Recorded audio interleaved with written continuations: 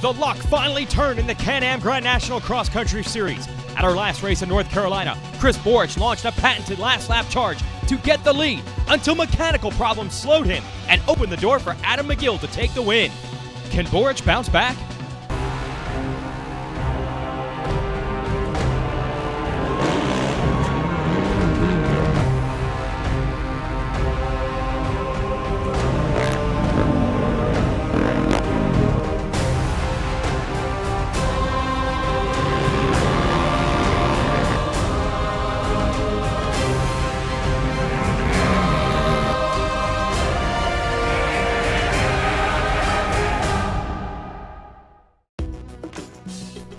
Fans starting to roll in here for round 4 of the Can-Am Grand National Cross Country Series.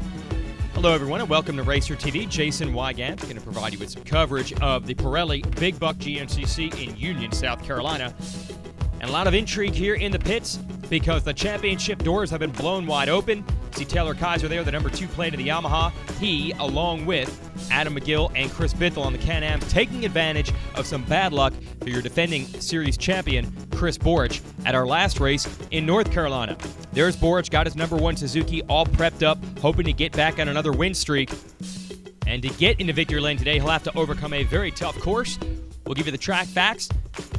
GNCC course designers have laid out 11 miles through the thick woods and the ups and down hills of Union, South Carolina.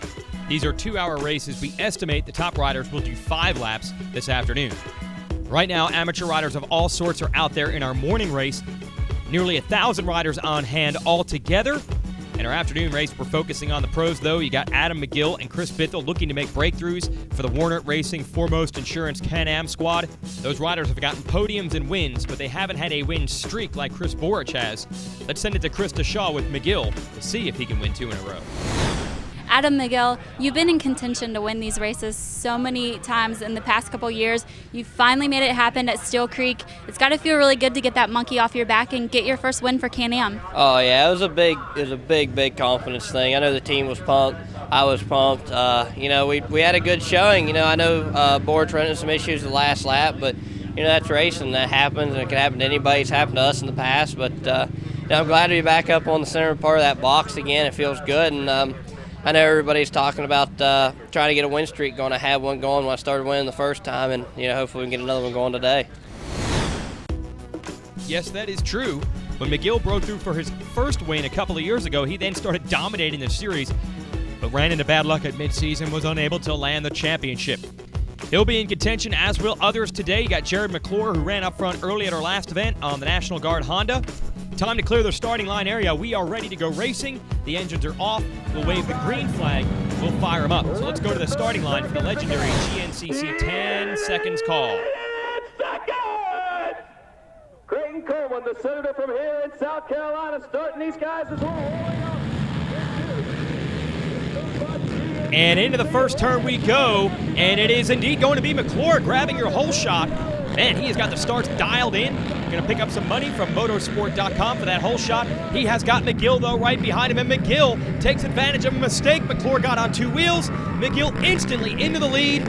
It's a 2-hour race, but you can see the confidence in the number 3 machine and its rider taking off right from the get-go. McGill not going to play conservative today. He's got Don Ackerman on the Jet Suspension Honda right behind him, number 5, and they have already built up a gap. We're only a few miles into this thing. That should be Kaiser coming through next. Then Brian Wolf. Here's Borich of the number 1 Suzuki. Everyone just scrambling with this torrid pace that has been thrown down early. So the number 10 of Johnny Gallagher come through. Also Mark Notman on the 21. But right now, Adam McGill riding a wave of confidence after winning the last race with Don Ackerman behind him. 2-man breakaway. Look how fast everyone's going to try to close that gap right now. Kaiser, Wolf, Brian Cook, Bithell, Borich, and the rest of the field beginning to funnel down. It's early in this race, and these riders are learning the track for the first time.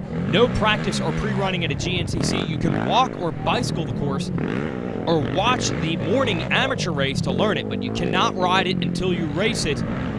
It's old school. You got to have the survival instinct in the woods to figure out the fast lines.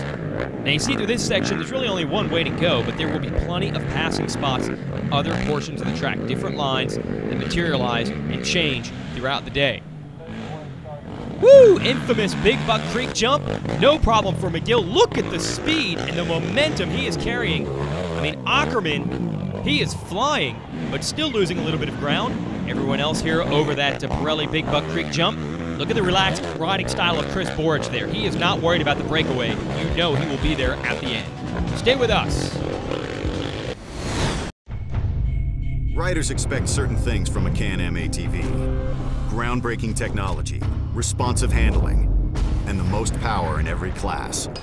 So why would they expect anything less from a Can-Am side-by-side? Introducing the Can-Am Commander, the most powerful rec utility side-by-side in the industry, with precision handling and the first dual-level cargo box. The facts say it's the most advanced side-by-side ever built, but the ride says it all. Racer TV is brought to you by Can-Am, by AMSOIL, DWT, and by Suzuki. Torrid pace being set here at the Pirelli Big Buck Grand National Cross Country event by this man, Adam McGill, but even he has to be cautious down here in the valleys. We mentioned this track is going to open up multiple lines for passing, and this is one of those areas. Chris Borich just picked off 2 riders in one section by gunning it right through the middle, but they might be able to get him back by the end of this creek crossing. No, I think Borich has cleanly moved to the number 2 spot, but McGill putting a lot of distance on him early. Looks like Taylor Kaiser has gotten Borich back after that exchange down there in the creek. Will they be able to run in formation and run down McGill? McGill out of West Union, West Virginia. He sure hopes not. The 23-year-old has really been working on his consistency the last few years. Winning races, having speed was not an issue, but man, he was tearing up equipment, hitting stuff hard, trees, rocks, mud holes, you name it. Last couple of seasons, though, McGill has really buckled down. He's been a consistent podium guy. Today, the only pressure being applied is by Barry Hawk, who's running our AMSOIL helmet cam on the bike behind him. Barry will get out of the way, though, if Borich, Kaiser, Bithell, Ackerman, or anyone else is able to close the gap. He'll move over and not interfere with the racing. Here's Brian Wolf. He's staying close. That is a rookie in the pro class. Here's Hawk with their helmet cam. Get an idea of the kind of pace that McGill is running. And look at the multiple lines of this section. It is like a maze to try to figure out the fastest way to go, especially here on lap 2. Late in this thing, they will have the lines figured out. They'll know exactly where they want to go to make passes. They'll know which straighter way through each section is. Look at McGill taking a look over his shoulder. I think he has maybe surprised himself. Now Borich all alone in second. Kaiser coming through next. Bithell and Wolf is definitely learning his lessons. Every race he seems to keep these top guns in sight a little bit longer.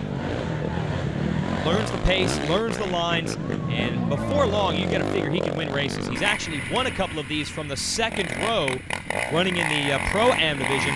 Now that he's a full pro, we hop back on board with Hawk over the creek jump. He's learning like we are right now. This is what it takes to run up front week after week in GNCC racing. All right, time for highlights from our morning race. 10 a.m., here is Cliff Beasley out front in the Utility Unlimited class. On our 10 a.m. start, you'll see the utility machines as well as super seniors, novices, the women's class. It's open 4x4 division coming through here right now. I've seen great battles all year between Michael Swift, Rick Checo, and Brian Buchanan. Zach Sikowski just stacked. In the women's class, perhaps even more so. Lexi Coulter, Tracy Checo, the Atwell girls, Kristen and Angel. They put on a great race, but on this day, Michael Swift and Brian Buchanan in open 4x4, they may have been the most aggressive of all. You'll see Swift here on his big Can-Am 800. Watch him attack this section to buy a couple of riders. They just push the absolute limits on what a utility-type 4x4 machine can do. Women's class fun to watch as well. This would turn out to be a 3-rider duel between Kristen Atwell, Tracy Checo, a pair of Yamaha riders, and Lexi Coulter on the Can-Am. Watch Coulter here with a smooth move, gets around a lap rider, tucks in behind Atwell. All three would hold the lead at different points in the women's class throughout the day. But the fastest rider on the track of all, your super senior leader, Dave Simmons, 50 years old and hard to stop no matter what age you are in this morning race. He would take the overall win with hard riding like this. So the overall and class win goes to Simmons. In the women's class, Coulter on the left would take it. That would be good enough for second overall. Atwell in third overall on the right, second in the women's class. Buchanan wins open 4x4. Cliff Beasley wins U2. So we go back to our afternoon race with pros. McGill continuing to lead Borich, no change there. Look at McGill just weaving through those trees. Borich now has him in sight.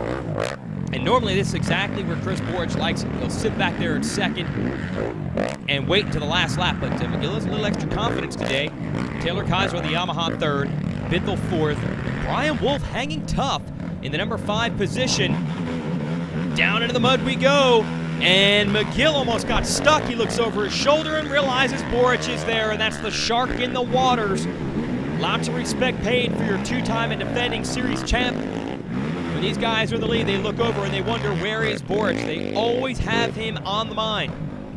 Oh, and here is Chris Bithell. He has lost a little bit of ground, and you can see his goggles. Have to make it back to the pits and get a fresh set of lenses the next time around. Battle for the lead heating up. Now Borich beginning to make a run at McGill. Kaiser maintaining the pace in third, and look at Brian Wolf right there, not only learning his lessons, but hey, if these guys tangle, he could take advantage, and they're darn close to doing that. McGill and Borich now wheel to wheel, halfway through this one, and Borich gonna run it down the inside. What? McGill takes a look over his shoulder, gives a thumbs up. You'd think he was going slow on purpose through some of these turns. Not sure what the strategy there is. Kaiser coming through in third, Wolf in fourth. Any one of these 4 riders are in contention to win this race. Stay with us. Current GNCC champion Josh Strang has one thing on his mind: winning. To get him over the finish line first, Josh uses the Suzuki RMZ 450, a precision machine designed to leave the competition in the dust. With its potent fuel-injected 4-stroke engine and race-developed chassis, the RMZ 450 is the complete package that wins championships and collects #1 plates. The RMZ 450, it's why champions choose Suzuki. They win. Head down to your local Suzuki dealer today and see one in person. Racer TV is brought to you by Can-Am, by AMSOIL, by DWT, and by Suzuki.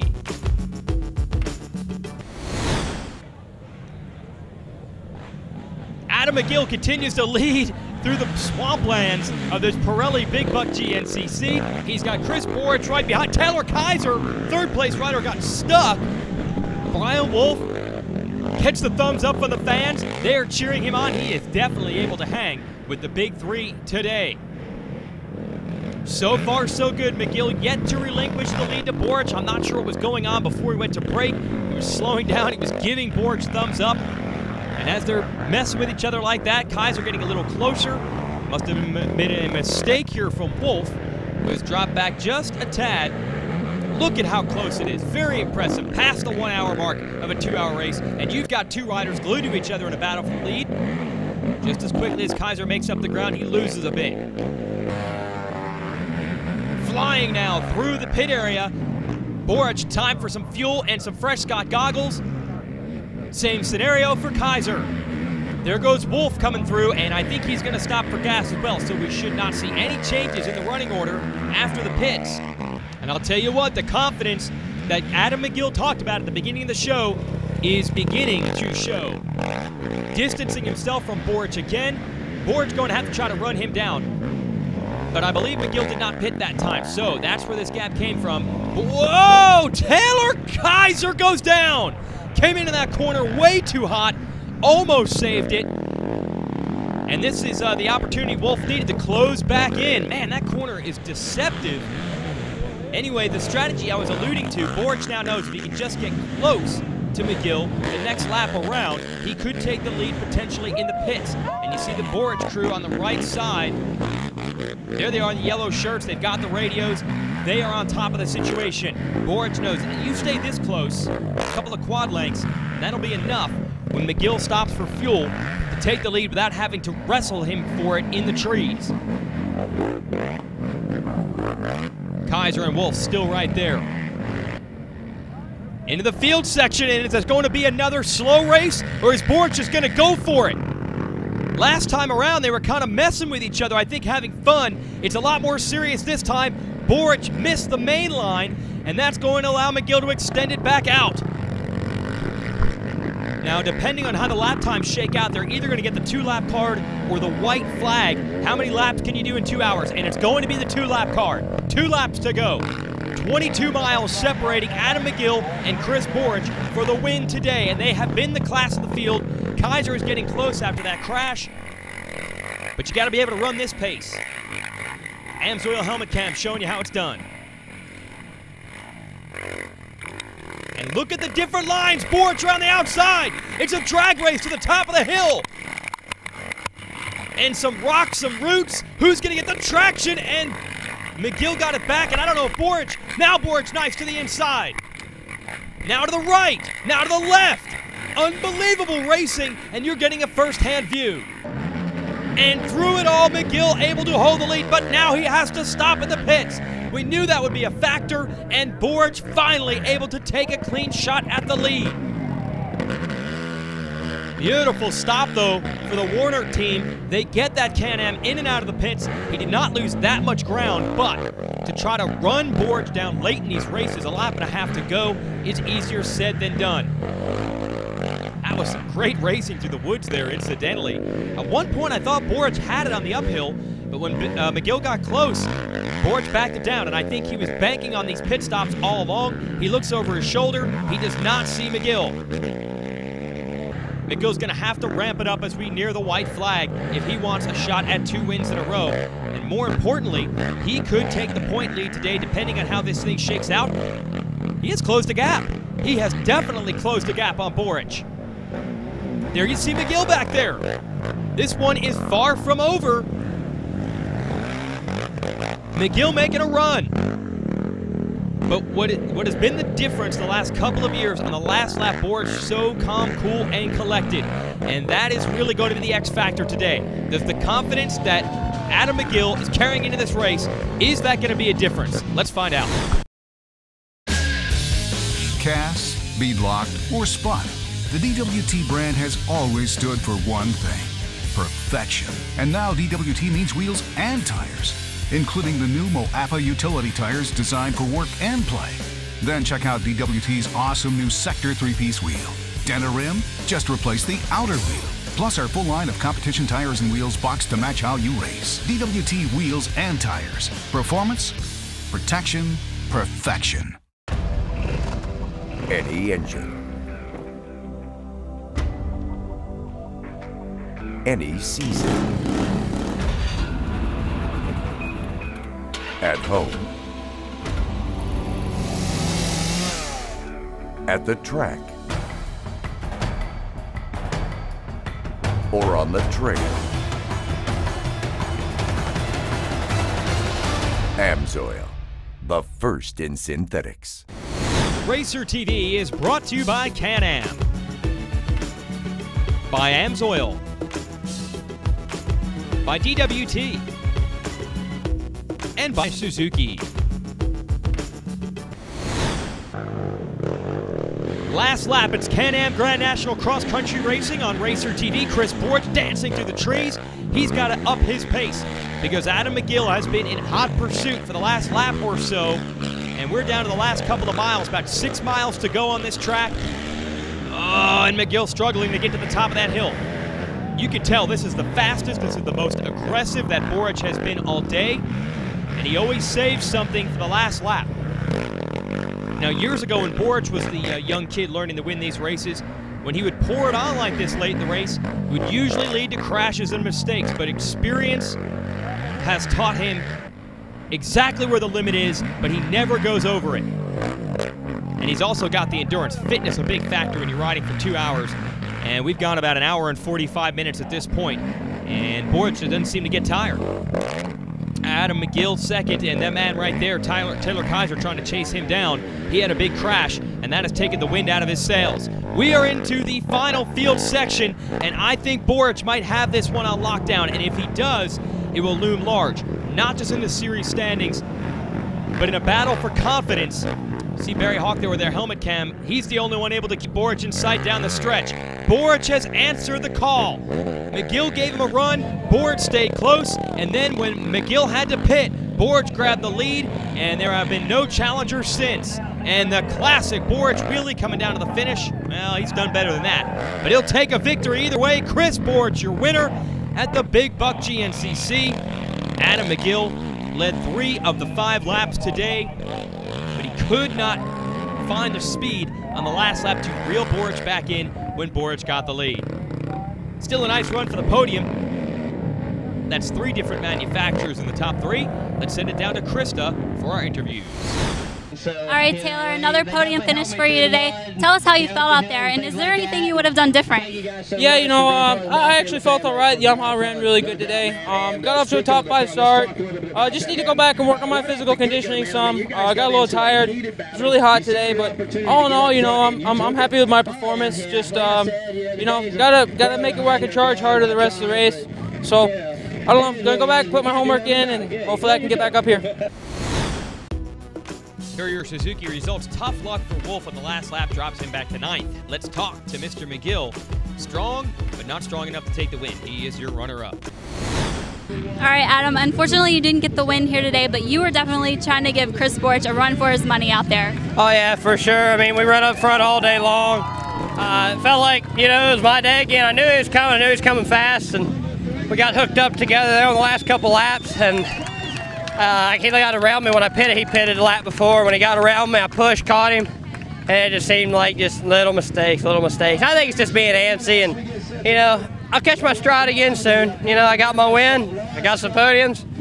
Hopefully we can get some more wins, so it'll come. Yeah, well, congratulations on another great race. Thank you very much. And we mentioned this would loom large in the points. Borich able to extend it by 5 more over McGill today. And let's talk to our winner. All right, Chris, after some bike problems on the last lap at the last race, I'm sure you were looking for some redemption here today. Yeah, we were. I mean, it was just a kind of a big bummer. I mean, fighting from the back and getting to the lead on the last lap with probably less than a mile to go and have a electrical problem go bad. The stator went bad. But we were able to limp it back in and still end up getting a 5th out of it, so not too bad of a day, but it's just kind of a bummer to lose a race like that. But was pumped up for today, get a good start, and get out front, and ended up winning it, so good day all around. Congratulations. Thank you. Check out your Can-Am race recap, and the Can-Am of Adam McGill fired up today. Grabs the early lead from Jared McClure and pulls away a bit. The only rider keeping pace early, Jet Suspension Honda's Don Ackerman. But down to the technical stuff, Chris Borich would make the passes, put his Suzuki up into 2nd, and it was on between he and McGill. McGill would pull away at times, Borich would close back in. Borich stayed just close enough that when McGill pitted late, Borich was able to take the lead. McGill was able to put a little pressure on down the stretch, but it wasn't enough. No one knows how to master the last lap of a cross-country race better than Chris Borich, and he did it once again to the tune of his 3rd victory in the first 4 rounds of 2011. Once again, no one can stop the number 1. We'll have to wait to the next round to see if anyone can upset him. For Krista Shaw, I'm Jason Wygant. Thanks for watching Racer TV from South Carolina.